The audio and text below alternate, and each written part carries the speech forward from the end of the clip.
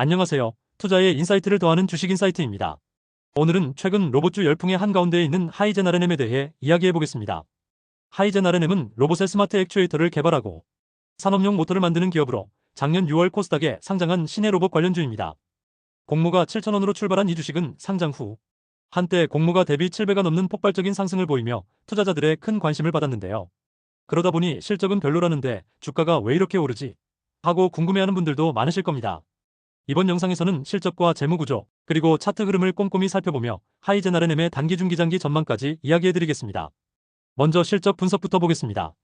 하이젠 RNM은 상장 전까지 꾸준히 흑자를 내오던 회사였습니다. 2021년에는 매출 약 852억 원에 영업이익 22억 원, 2022년에는 매출 875억 원에 영업이익 49억 원으로 이익이 증가했죠. 그러나 2023년에 들어 매출 772억 원으로 줄며 영업이익도 43억 원으로 감소했고 당기순이익은 26억 원으로 전년 대비 30% 이상 감소했습니다. 특히 2024년 실적이 많이 부진했는데요. 2024년 연간 매출은 약 758억 원으로 전년보다 소폭 마이너스 1.8% 감소했고 영업이익 마이너스 3억 원, 순이익 마이너스 10억 원으로 적자 전환하고 말았습니다. 창사 이래 처음으로 연간 적자를 기록한 셈인데 주된 원인은 경기 침체로 주력 제품인 범용모터 매출이 감소한 데 있습니다. 하이젠 RNM 매출의 상당 부분을 차지하던 건설용 범용 전동기 수요가 경기 악화로 급격히 줄어들면서 수익성이 악화된 것이죠. 실제로 회사 측 설명에 따르면 크레인 등 건설 장비에 들어가는 고마진 범용 모터 주문이 줄어든 영향이 결정적이었습니다.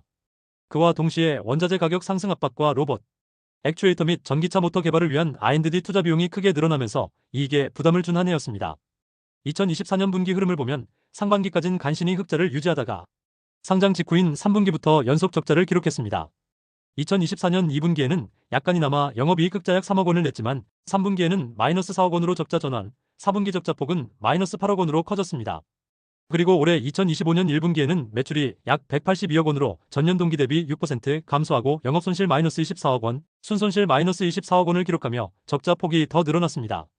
불과 1년 전만 해도 분기마다 조금씩이나마 이익을 내던 회사가 상장 후 3분기 연속 적자를 내고 있고 그 규모도 커지고 있는 것은 우려되는 부분입니다. 다만 매출 구성 내역을 자세히 보면 희망적인 변화도 있는데요. 전통적인 주력인 범용모터 매출은 2024년에 602억 원으로 3.9% 줄었지만 대신 서버모터 및 드라이브 매출이 124억 원으로 17% 증가했고 EV용 모터 및 인버터 매출도 31억 원으로 11% 증가했습니다. 아직 절대 규모는 작지만 회사가 미래 성장 동력으로 삼은 로봇용 액추에이터와 전기차, 구동 모듈 분야에서 매출이 늘어나고 있다는 점은 긍정적입니다. 회사 측도 올해부터 본격적으로 로봇 액추에이터와 EV 모터, 양산이 늘어나면서 수익성이 개선될 것이라고 기대감을 표하고 있습니다. 이어서 재무구조도 잠깐 짚어볼까요? 숫자가 지루하실 수도 있지만 투자의 중요한 부분이니 간단히 말씀드리겠습니다. 하이젠 RNM의 부채 비율은 최근 연말 기준 약 75.8% 수준입니다. 보통 부채 비율 100% 이하면 재무 건전성이 양호하다고들 하는데 이 회사는 부채 비율이 높지 않아 자본 대비 부채 부담은 크지 않은 편입니다. 유동 비율도 약 172.7%로 집계되는데요. 유동 비율은 단기 부채 대비 현금화 가능한 자산의 비율을 의미하죠. 172%라면 단기 채무를 충분히 상환하고도 남을 만큼 유동자산이 많다는 뜻이어서 당장의 재무 유동성에는 문제가 없는 것으로 보입니다. 다만 영업손실이 발생하면서 영업활동 현금 흐름이 2024년에 마이너스로 돌아섰습니다. 2023년까지는 연간 80, 90억 원대의 영업현금이 들어오던 회사인데 2024년에는 영업손실과 운전자본 변동 영향으로 약 10억 원 이상 현금 유출이 생겼습니다. 또 이 회사가 기술 개발을 위해 설비 투자와 R&D에 돈을 쓰고 있어 투자활동 현금 흐름도 지속적인 유출이 있습니다. 그래도 상장으로 자본을 확충한 덕분에 재무구조 자체는 안정적인 편이어서 당분간 큰 재무 리스크는 없어 보입니다.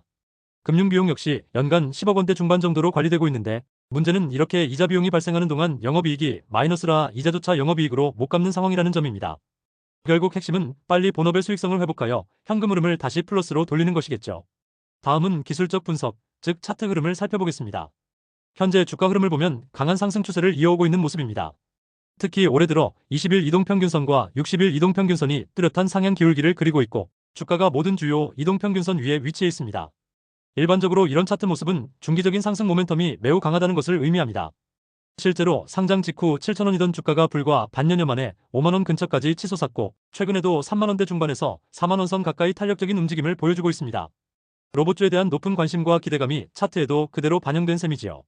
다만 단기적으로는 과열 신호를 조금 유의할 필요가 있습니다.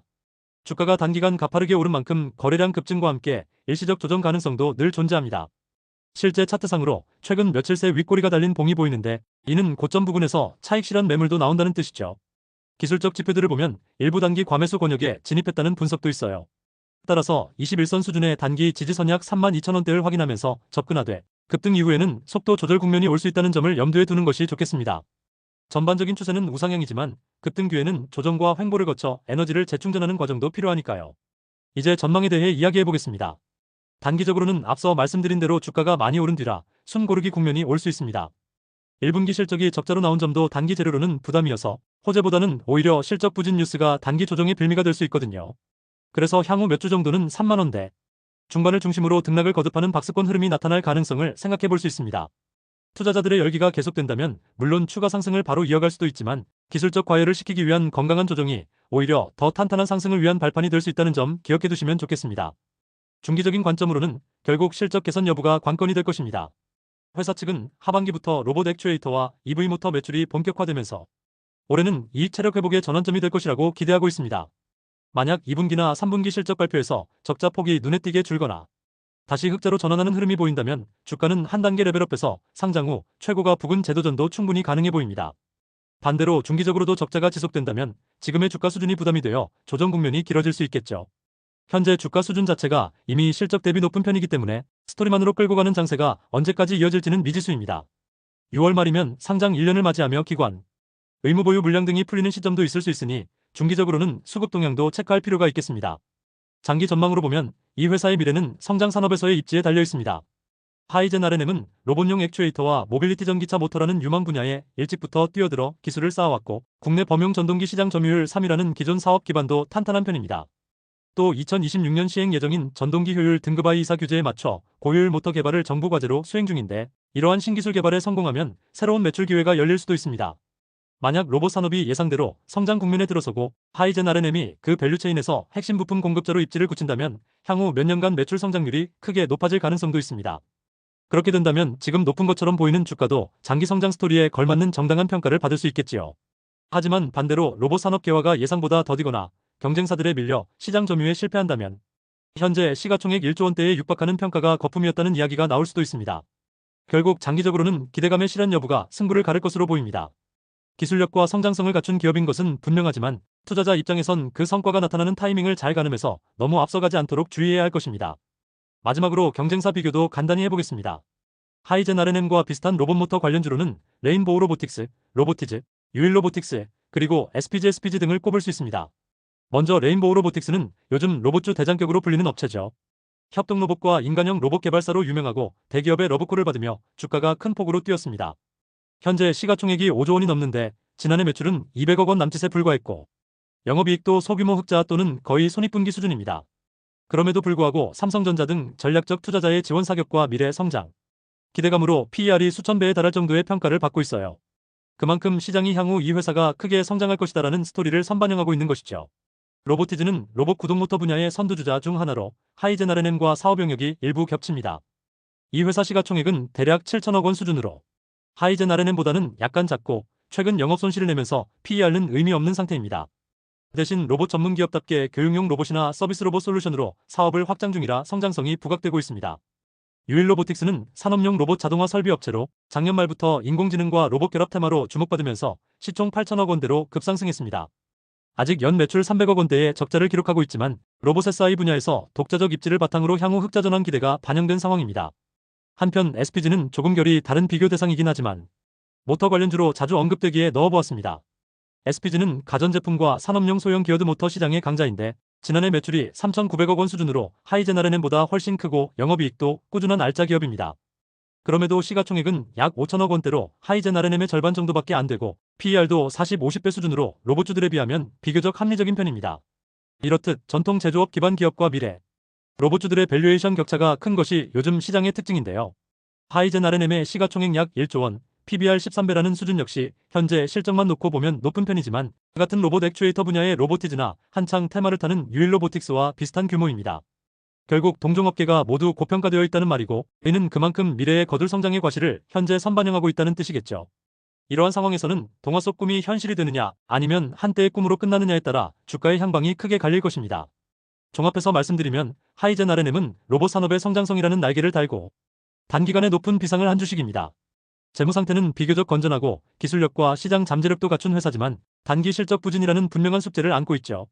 차트 추세는 상승 쪽으로 호의적이지만 결국 펀더멘털이 뒷받침되지 않으면 장기 지속되기 어렵다는 것도 시장의 진리입니다. 향후 12년 내에 R&D 투자 성과가 매출과 이익으로 나타나는지 여부가 이 기업의 주가가 한 단계 도약할지 아니면 상승분을 반납하고 조정을 받을지를 결정지을 것으로 보입니다. 투자자 입장에서는 이미 주가에 많은 기대가 반영되어 있다는 점을 기억하고 실적 개선 속도와 시장 환경을 면밀히 살펴보면서 접근하시는 것이 좋겠습니다. 무엇보다도 변동성이 큰 테마주일수록 본인의 투자 원칙과 리스크 관리가 중요하다는 점 잊지 마세요. 영상 내에서 언급되는 정보는 투자 판단에 대한 조언일 뿐 투자의 최종 판단과 책임은 투자자 본인에게 있음을 알려드립니다. 투자하시는 데 있어 작은 인사이트나마 도움이 되었다면 좋겠습니다. 이번 영상이 도움되셨다면 구독, 좋아요 부탁드립니다. 감사합니다.